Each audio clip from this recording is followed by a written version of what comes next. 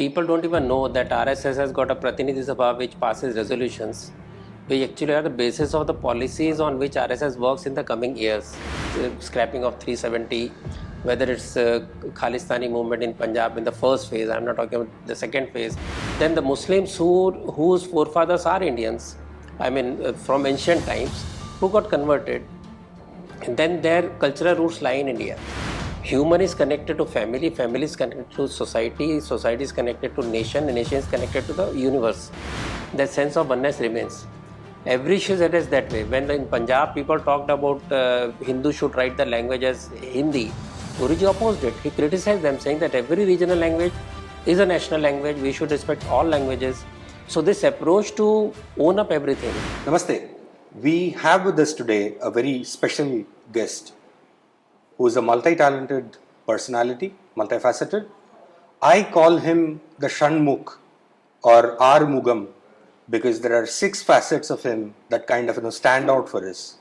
A student leader, an ERP consultant, a writer and a columnist, TV panelist, translator par excellence, and an educationalist. He was jailed during the emergency period in the 70s. He has a PhD about RSS.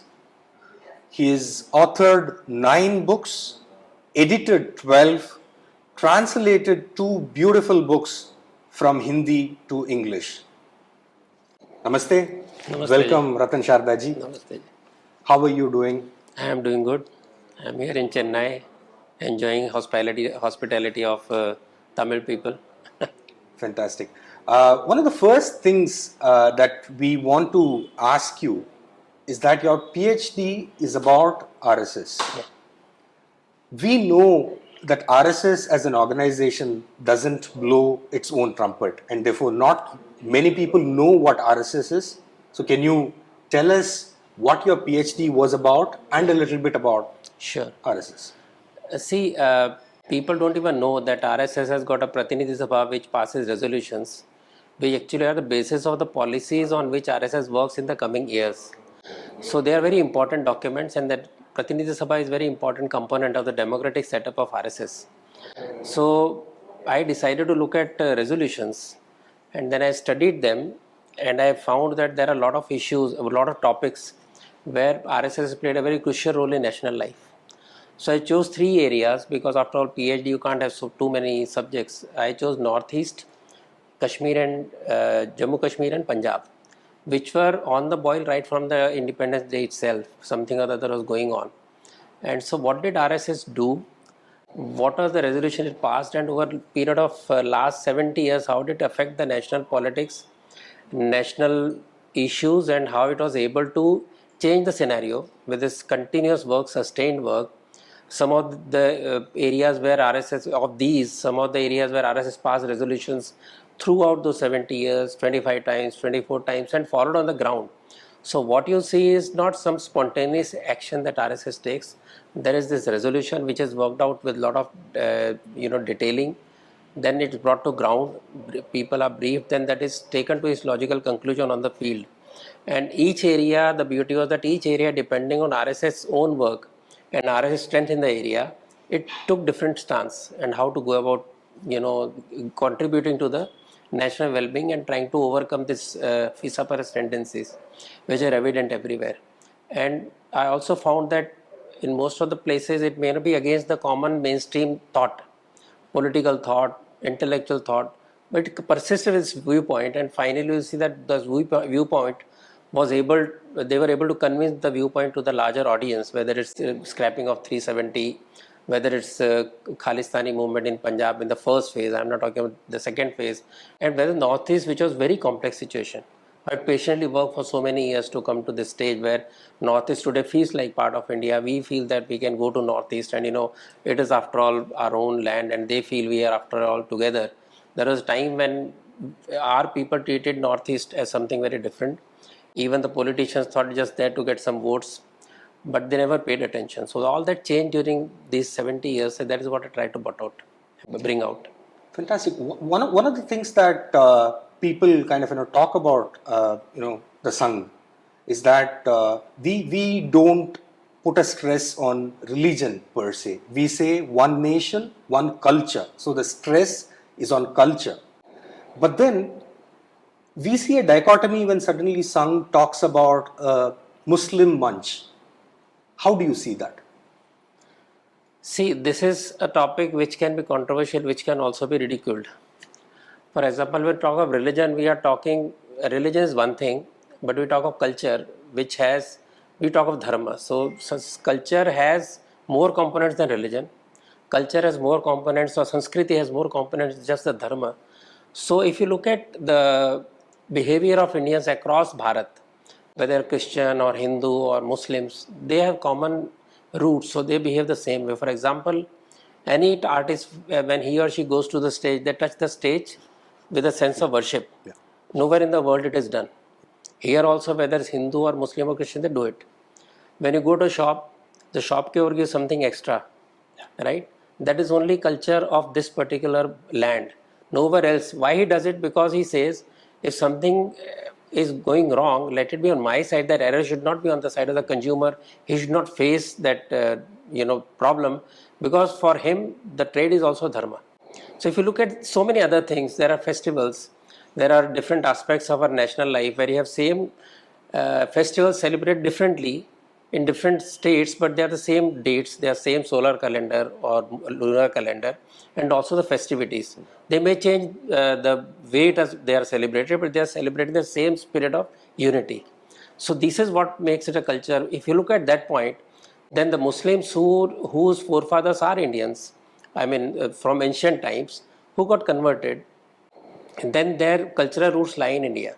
When we talk of this, talk of common DNA, we talk about cultural unity, we are trying to underline that aspect, which will at least make those Muslims who want to feel part of Bharat, that yes, I am also coming from the same.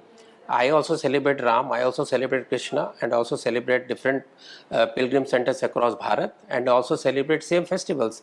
And I own up that. I own up Ram, I own up my history. Then he's as good as us, he's a Hindu, because he is from the same land. And I am not talking of those who don't want to believe in that. I am not talking of with people with Jinnah mentality. I am talking of people who are Abdul Kalam mentality. So when you talk of Muslim Rashtriya Manch, we are not talking of entire Muslim Samaj. We are talking of people who believe that culturally they are Hindus and they may have different way of worship. So those people should be owned up. Those people should be part of the mainstream. That is the idea. But this idea of repeating that, okay, we have the common culture, is for people to remind them that ultimately they belong to this land. You look at Indonesia, they have, this it has become Islamic country, it has 90% or odd Muslims, but their culture remains Hindu. Their Ram Leela, their name of their national icons was Garuda, you find statues there of Gita Upadesh, etc. And they say we have become Muslim, but we have not changed the culture. That is a feeling that should be there in Indian Muslims also. Unfortunately, politically, it's not happening, because keeping them away from the mainstream satisfies many people in politics. Yeah. We're going to, in a few months from now, we're going to celebrate the 100th year of the Sangh, RSS. There are lots of changes that have happened in the last 100 years in terms of how the Sangha was born and how it kind of transformed itself to go with the stream of the changing world. We still talk about an hour of Shaka every day in the morning. With all of us, running to office, packing our bags. How do you think this works today? Do you think the Sangha is also thinking of some changes to the structure of an hour Shaka every day sort of stuff? Well, many people don't realize that Sangha has been changing imperceptibly right from 1925. And every 5 years, 10 years, we've had some change which you don't realize there's been change. For example, weekly Shaka was never considered part of the main reporting of RSS Shakas. But after a few years, it became, now it is part of the standard mandatory reporting of how many Shakas are there. So weekly Shaka has become co-opted as part of the daily Shaka also.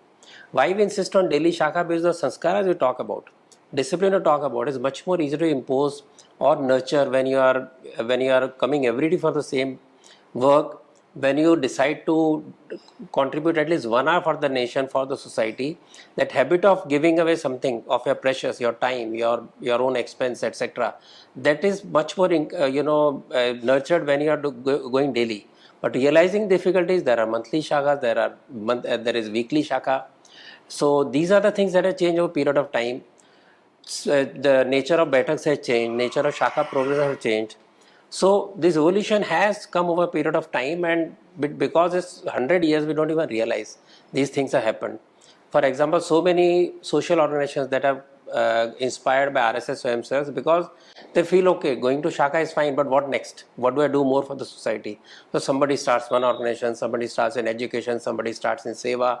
So today 1,50,000 plus Seva Garis, which are not controlled by RSS, which are run by people who are inspired by RSS. There is work in women, there is work in tribal areas, there is one school, one teacher school, Ekal Vidyalaya, that is something unique which happened just about 20 years back. So change in or evolution of RSS is a continuous process. What Dattopant called gradual unfoldment. When Dr. Ji started Shakha, people didn't realize that 10-15 urchins, teenage boys playing together with a middle-aged man would become such a huge organization. So it happened over a period of time.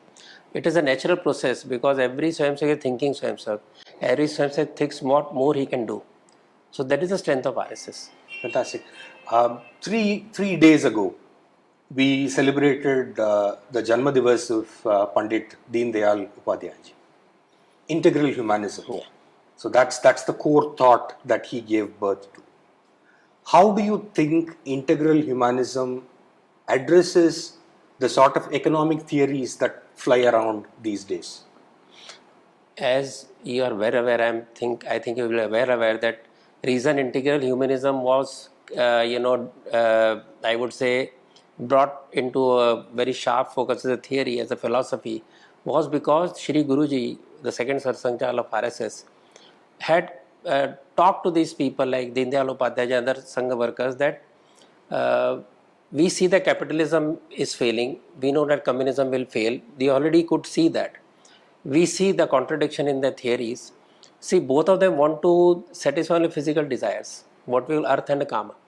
Beyond that, they feel human being is an animal. So if you give him food, you give him time to dance around, he will be happy. But that's not true in Bharatiya sense. Because once you are satisfied, as we satisfy desire, more desires grow. It is never, end of the desires. As you grow, so that is where human being finally feels that he's not satisfied. He becomes sad. Like in West, after so much of wealth, people said, what next? So they turn to spiritualism. So our philosophy is that a human being has not just artha kama, he has got dharma and moksha also. So when you earn earth with dharma, you reach out to the final stage of moksha. So this all-round development of the person is the basis of integral humanism. For that, human being is the center of the entire policy making, where you say human is connected to family, family is connected to society, society is connected to nation, nation is connected to the universe. This spiral of relationship is what distinguishes us from the Western worldview, where you say you satisfy human being. In case of, so he is the ultimate aim and he is the one who will control wealth, he will control material being, capitalism. In case of communism, you say human being is not important, party is important. So proletariat as a whole should gain material prosperity and it will be controlled by a few people. And what is the difference? Both are talking of physical desires. Communism wants to control all the means of production. Capitalism say all the means of production should be controlled by individual. Apart from the point of view of ownership of the resources, there is no difference. So we come up with the idea that ultimately, if human is to be satisfied, then we have to address all these issues. So we have much see to it that we are linked together. So when a human being feels linked together, that progression which leads you to universalism comes from that inner thought. Fantastic. Ratanji, everybody talks about how fragmented the Hindu Samaj is and how we should kind of come together. So that's one side. But from the other side, when people are looking at it, they get a little threatened as to thinking about what will happen to us when the Hindu Samaj kind of unites and stands under one umbrella. So what is your thought? How do you address this question of Dara Hua if everybody comes together? Hindu civilization was one of the most dominant civilizations in the world. We know that. Till the invaders came, we were ruling the world in sense of economic well-being, in the way that Indians and Hindus had reached every corner of the world. You can see images of Ganesha and Lakshmi and Vishnu right from Latin America to Southeast Asia to Middle East to China. So we had reached everywhere. We spread our culture with love. We did business with the people, but never imposed our culture. We never had imperial ideas about controlling the world. So people know that this is what Hindus are. They were strong, but they never persecuted anybody. In India, during the reign of, especially if we look at South, reign of Hindu kings, Parsis came, Jews came. Parsi, of course, landed in Gujarat, but Jews came, Muslims came, Catholic, Syrian Christians came. They were all protected, they all nurtured, they grew in strength, they enjoyed, they thrived. So that is Hindu culture. Unfortunately, due to politics of Western media, which is followed by the leftists here, they try to show Hindus as some kind of monolithic, I would say, giant or a beast. That's not true, because that is the nature of Hindus. So if Hindus are wealthy, everybody benefits, and they are not aggressive, they are not trying to usurp anybody's culture or their religion. That is the history of India. Even after independence, we know that those who were left behind are thriving, are doing very well. So this myth of Dara hua person who tries to be aggressive, who tries very aggressively, in fact, to impose his own will on Hindus who are in a majority but are being told to behave like a minority, to behave like a dhimmi in their own country, is the problem, not the Hindus coming together. Because we could save a lot of culture in India because you're united. Otherwise, what the situation of India would be, what's happening, how hard political forces are trying to break India, break Hindu society with all mythical issues. So we may express ourselves differently, but basically we are one, in the sense that our thinking, for example, 50 and 51 Shakti Peeths, some people say 53, 12 Jyotirlingas, and 4 Dham, or Kumbh Melas, all over India, everybody celebrates. And everybody, so from Rameshwaram, you have to go to Kashi Vishwanath, from Kashi Vishwanath, you have to come to Rameshwaram. This continuity of this religious tourism that connected India shows that we had one Atman. Why would a Tamil person go all the way to Kashi? Why Kashi is popular to so many Tamilians? Because that spirit of oneness, of our dharma, is common to all. And that is our strength, it is not our weakness. Fantastic. You spoke about the divisions that external forces are trying to cause. And we often these days hear about deep state. We often hear about people from outside market forces that are kind of trying to create problems here.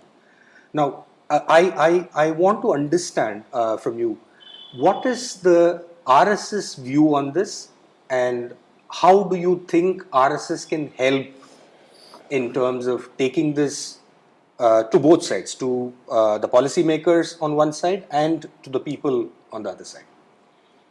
See, RSS, as you talked in the beginning about my thesis, which has become a book called Conflict Resolution, the RSS Way, I am pointing to the same thing, that RSS contributes to the national well-being by, we may criticize the government, but we are there even to help government wherever we can. So even in Punjab, we criticize the policies of Congress, but it's stood by the government, and we are there on the field to see to the Hindu Sikhs don't split against each other, don't hate each other. In the case of Jammu Kashmir also, though we criticize the policies of government, we were there all through to see to it that Jammu Kashmir doesn't break from Bharat. Right at the time of 47 war, when Pakistan entered Jammu Kashmir, and a lot of Swayams has lost their lives. Similarly, in Northeast, we went into Seva Karya, we went to education, so the sense of oneness remains. Every issue is that way. When in Punjab people talked about Hindus should write the language as Hindi, Guruji opposed it. He criticized them, saying that every regional language is a national language, we should respect all languages. So this approach to own up everything as ours, as not something distinct, is how we can reach people out, and how we can people tell. See, you can either talk of differences between South and North, temples, and North and South rituals, or you can say what is the commonality. So Sangha looks at commonality, common things which can unite. The people who want to break India into various pieces on various grounds, they will use the same, they will use fault lines to show the differences. So as a Bharati, as a Hindu, we are looking at always the common threads that unite us, not what divides us. So that is the solution. Fantastic. I want to close our conversation with a couple of questions about your, things from your book, or rather books. There are many of them now. In RSS 360, right? You talk about the contribution of Dr. G to the freedom struggle, right? And this has been one of the prominent tropes that people throw on the Sangha, saying, what did you do for Indian independence? So can you talk about that for our audience so that they understand the role of Sangha in the independence struggle? In fact, last time I came here, I came for the release of Sangha and Swaraj in Tamil. So I had to write the small book. So I didn't write a big book because then people will not be able to, take it immediately. So idea is to have a small condensed form of what RSS did during freedom struggle. RSS doesn't claim to lead the freedom struggle. It never did. Even when it led so many movements, never takes the credit. But as far as freedom struggle is concerned, we should realize that RSS has done more, at least the communist.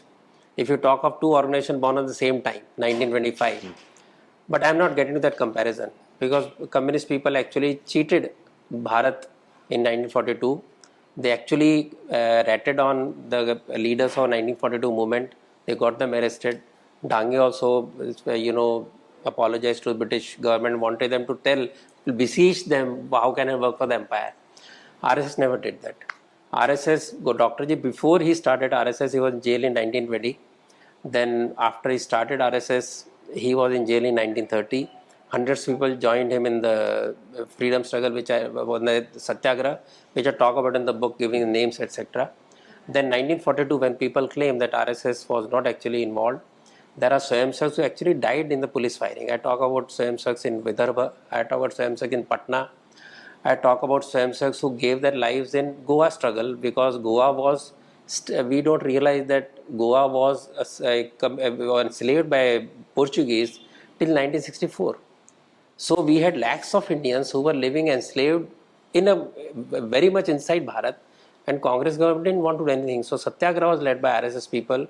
Dadar Nagar Haveli was liberated by RSS Swayamsevaks, who then handed over the this particular district to Indian government, and they have been given Tamarpatra, etc., recognition of that struggle. So and again, very importantly, the Independence Day of 15th August did not mean freedom for all the people. It did not mean end of the problem. 14th August night, in fact much before that, there were millions of people who were actually facing a very dark future. Partition of Bharat and Pakistan on one side, and again on the east side. Who was looking after them? Only the military and police and RSS. Congress leaders were leaving Punjab, Sindh before the partition and started negotiating here for ministerial posts, etc. Some of them were actually supported by RSS volunteers to slowly get into Bharat like any other Hindus. They were protected in the area they were staying there. I have given evidence of all that. And when they were attacked, thousands of Punjabis, Sindhis and Sikhs were saved by RSS volunteers, sacrificing their own lives, sacrificing their own families, sacrificing their own resources or their wealth and shops, etc., because they were the last to go to Bharat. And I am saying this not just on the behalf of the books I have from the RSS. There is a book called Now It Can Be Told by A.N. Bali, who is not a Swayamsevak. There is one whole chapter where it says how RSS people actually worked. In my book RSS 360, Madhu Kishwar talks about not one family in Punjab who will say that I was not supported by RSS. So having sacrificed so much, having done so much without any expectation. I talked about Kashmir also, when they were on the frontier, when the British, first they fought along with Dogras. When Dogra army was overwhelmed, when Indian army came, RSS people went with them, building, pitching up for the roads, for the bridges, airstrips, etc., and lost their lives in that, which I give some idea in my book. So it is not just question of, aapne tiranga lehra diya, just had tricolor coming up. People paid their price in blood. So we had relief committees in here, we had relief in Bengal, and we try to support people to whatever extent we can in rehabilitation, in bringing them back. Was that a part of freedom struggle? In I think Maharashtra only, I don't remember the name of the place. So Tiranga got stuck. So there was Swayamsevak who went up the pole brought the flag to the top and came down, and they wanted to fete him. They took him on the shoulder, and Nehru was to come. Then they realized the RSS Swayamsak, so they cancelled the program. Then Dr. Ji went to his home and gave him that small gift. I have given the description in my book. So many things done. Unfortunately, because RSS never beat its own drum, people, and for up to 1990 they had no Prachar Vibhag. Guruji said, don't talk about anything, just keep on working, people will understand. That 50 years have been used by the leftists and the Congress to continuously berate Sangha for this with this fake mythical idea. And when they said they cooperated with British, sorry, there is not one single record, but there is record of communists doing it. There is record of RSS work to whatever extent we could retrieve.